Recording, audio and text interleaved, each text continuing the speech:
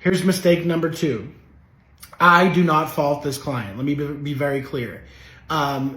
Because of the legal work that we did and took sides and represented him and his new partner decided to go to a neutral third-party attorney so there wouldn't be any my attorney versus your attorney. I completely get it. In fact, I could not have represented both of them. I would have had a conflict of interest, no problem. There was some advice I gave him after the fact about how I could have been useful in that scenario. But here's stage number two that we're getting him through. So we get the other partner out, new partner comes in, new attorney writes a new operating agreement, which is essentially the Bible, right? That's the main operating document, the main game plan for the way you run this company.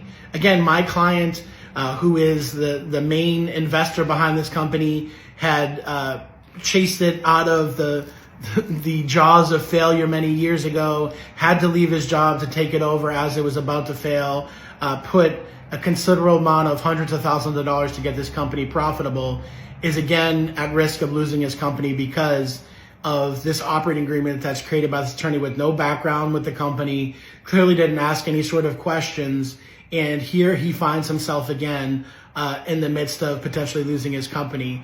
There is a rescue plan here. We do have it pretty well in hand, but I'll tell you, both of these situations could have been easily avoided and far cheaper. When I talk about documents that could have been done for maybe $500 to $1,000 or corrections or amendments, and now we're dealing with, easily in legal fees to date, it's been, well into the $40,000 and $50,000 mark to get to save this company. So those are the types of things that I like to tell people. I understand the need for simple documentation at times, and that's fine. I get it. Everybody's got a budget. Okay, no problem. Make sure the documents accurately reflect the way this company is going to be run. And that's really just a basic set of circumstances. Too many people think, we're just going to use these documents and they're there and we set them up for legal purposes. You have to understand what's in those documents as best you can, because they will save you from some very bad times and can save you quite a bit of money, time, and anguish.